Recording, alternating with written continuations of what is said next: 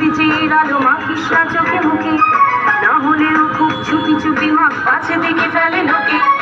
এরপর খোলা রাস্তায় ওরা খেয়ে ফেলে গেলে তোকে, এরপর খোলা রাস্তায় ওরা খেয়ে ফেলে গেলে তোকে।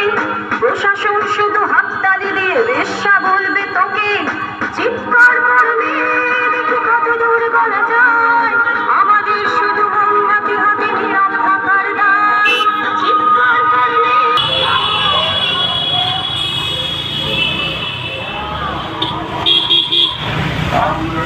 আসতে যাও।